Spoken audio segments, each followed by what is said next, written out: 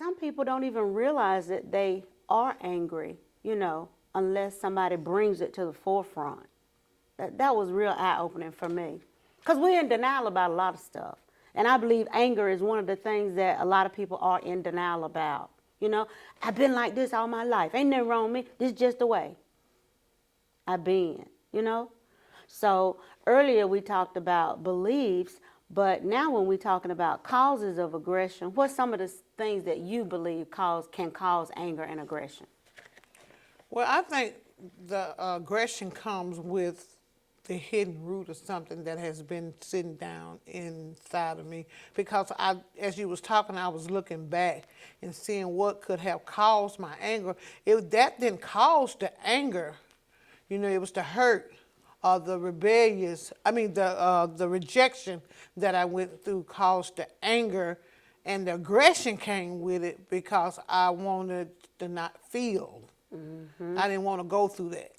Wow. So when you was talking about that, I went way back, all the way deep to some wounds that I had, and I was frustrated and angry about, and that wasn't the cause of the anger. Mm-hmm. That didn't cause the anger. It's just what I knew at the time. I didn't know any emotion but anger. There you go. Yeah. Because I fought all the time. Mm-hmm. When I got angry, I fought. So that was like aggressive. Your defense. Right. I was aggressive. Okay. And always. I was taught that way.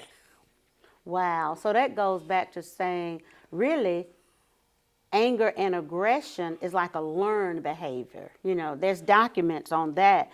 The environment we grew up in, what we saw, what we heard. If we lived in a house and it was just fussing and chaos and fighting and cussing all going on, oh my God, we thought that was the norm. Mm-hmm. That's correct. So, and then just say, I go over to my 5th grade friend's home, after school, hanging out with them, and it's real quiet over there. So I'm like, there must be something wrong with this house, because it's not like my house. You see, it's a total different dynamics. They don't have all that chaos going on. So it's been proven that our environment, you see, and the things that we see, the things that we hear, all of that contributes to us being angry. Okay? I agree. Yeah. And then as we go forward, things that we hold in, things that have been said to us, things that's been done to us, that we don't know how to process and we've never been able to talk about, you see, that's just suppressed anger in there, mm-hmm. You see. And then I encounter you one day and you say something and it kind of triggers something and I just go off, you're like, whoa, where'd that come from? You see, but I have never processed some of the stuff that's sitting down within me. As you were saying, you were saying that had been in you and been there such a long time, and then when you encounter with someone, then you blow.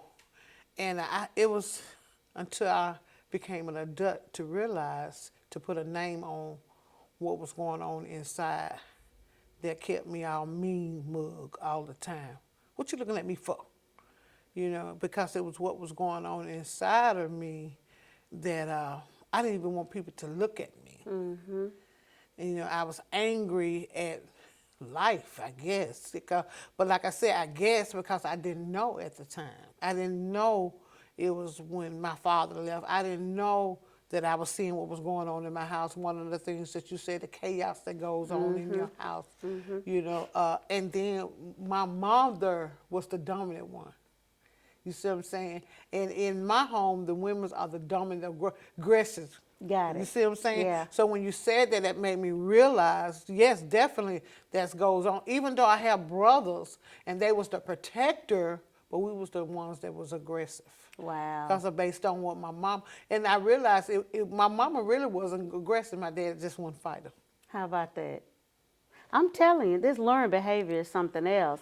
So just for the sake of our little notes, I want to throw out a couple of things. We noted that anger is a learned behavior, and we talk about the history of family violence and things mm-hmm, like that. Mm-hmm. And see, that carries over into your relationship. If you grew up in a violent, you think, okay, that's just the way our family do. Ain't nothing wrong with that. We ain't really gonna hurt nobody, but that's how we resolve stuff. Somebody that perhaps was bullied at school, you see, and they didn't know how to defend themselves or how to handle that or not tell anybody. And then they became subconsciously a bully because they were bullied, you know. Um, what else? Rigid thinking. You know, that can cause us, or unrealistic thinking. That's the one I really like. Oh, no, no, no. I'm sorry. Unrealistic expectations. You see, if I expect something out of you, but you don't know I'm expecting that, and I'm angry about that, that's on me. But I could spend months or years upset with you, and you don't even know what I'm angry about. You see? So I believe having a conversation, you know, and I don't believe parents do that enough with their children, you know, when they're angry or feeling some type of way. Because the era I grew up in, you know, kids weren't supposed to get angry. You know, whatever I say it, that's that. You don't reply, okay, go. But now we just live in a time where the little people need to really express themselves. And what I found is when I listen to them, and I use my grandkids and great grands as a measuring stick, when I listen to them, they don't act out as much and they're not as angry, you see, because everybody just want to be heard, you see. So there again, you refusing to listen to me and let me get out what I need to get out, that makes me angry too. Yes, I had went and spoke to the youth one time, and we call it the red zone. And the red zone is what irritate, frustrate, angers you. And then they talked about that. And one of the young men said, it's because no one would listen to me. That's it. And that's remind me of what you said, and that is so correct. He said because his mama just shut him off. And by me working with the parents, I realized it ain't the kids.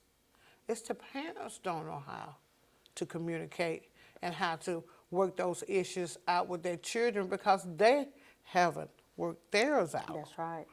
You know, just like I had told my son, I said, I'm glad I didn't raise you because I wouldn't have raised you right. I would have raised you with hurt and pain and abuse that I went through. All you knew. That's right. So you're right. We are our environment is what we project to Yeah. our children, Right. and they learn, and then they go from one generation to the next. You know. You heard me thinking, that's what I was thinking. The generational curses, we just carry on until somebody realized, look, I don't want to be like this. You see? And is there some help somewhere? You know, or you end up in a place like Impact or, you know, some other place that offer conversation and dialogue about anger. And then you be able to talk things out. It's like, wow, that's really me, you know? And then you start investigating your thinking, you know, and your actions, you know. As not only the therapist on deck at Impact, you know, I work with couples on the side. That's one of the, I want to say, the greatest hiccups, for lack of a better term, that couples encounter. You see, they don't talk about things that they feel a little uneasy or angry about because they don't want to hurt the other person's feeling, you know. And I find it's best just to go out there and tell you what I'm thinking, tell you what I'm feeling. Then let me listen to what you're thinking. Let me listen to how you feeling. Then we can talk about that thing.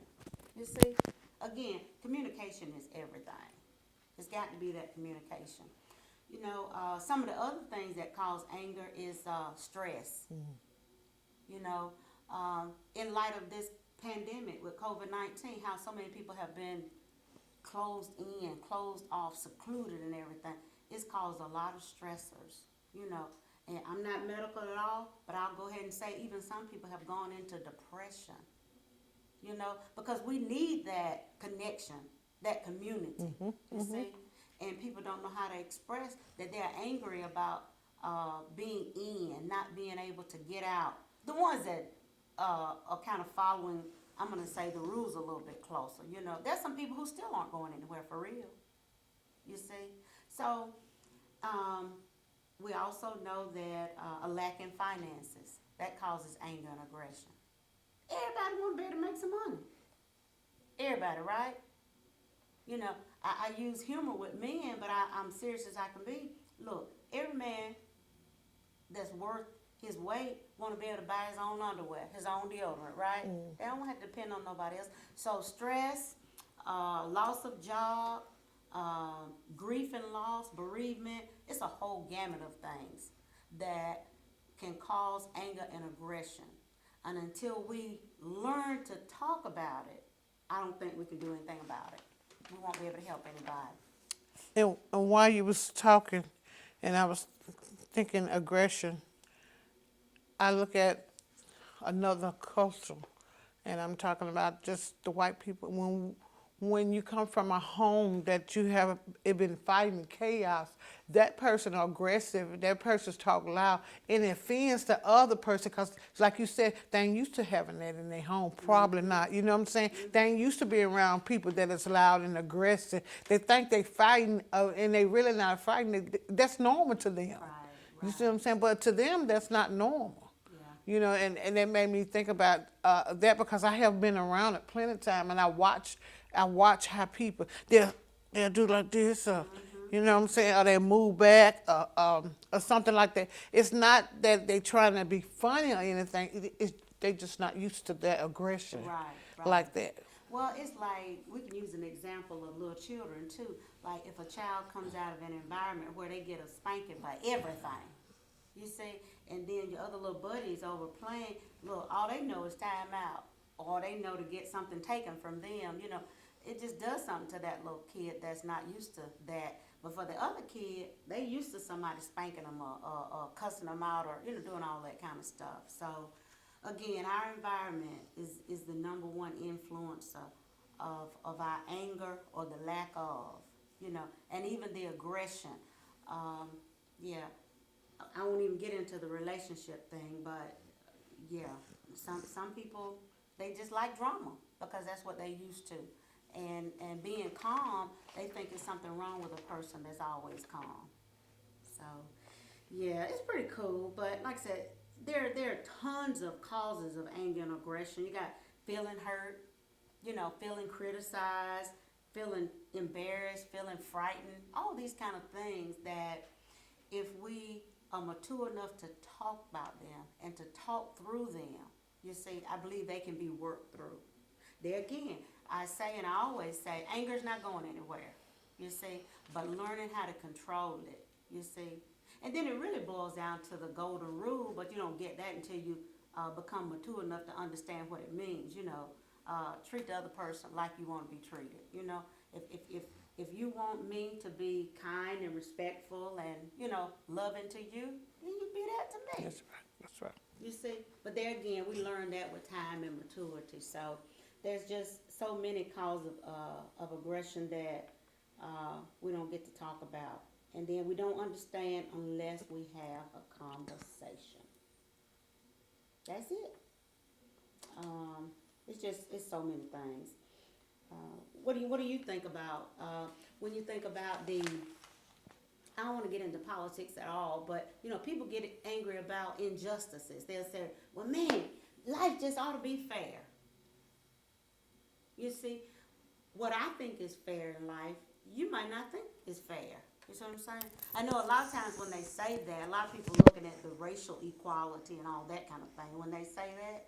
But there again, we're not gonna get into politics, but the reality of it is the playing field has not been leveled, you know, and I don't know if it's gonna become leveled in our lifetime, you see, or ever. But I believe if we're able to have that conversation with our children, you know, and help them understand some things from our culture and our history perspective. And let's be able to talk it out rather than just grabbing a gun and trying to, you know, or either trying to duke everything out, you see. Yeah, but the injustice that is going on in the world today, it's like it been going on, but it's being exposed. Social media. You know what I'm saying? Yeah. Now it's just being exposed, but it's just gonna be what we're gonna do about it? If we're gonna get angry and get aggression and Right. cause war with other people, or we're gonna do something about it, come together as a team and bring some things to the table, and so it won't happen again. Yeah. Just like I just heard that video, he was talking about the president, the government. Then he was talking about Congress. He was he was rapping, but he was only teaching you what to do during voting time. You know, once you get the president for 2 years, then you got to with the Congress and them to change the laws.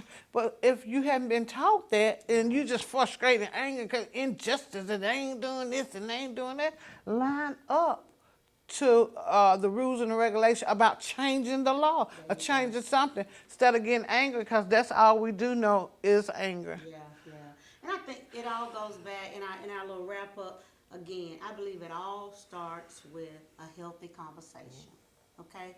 Talking about some suggestions, talking about some ideas, you know, bringing our children age appropriately around. Let's have a conversation about anger.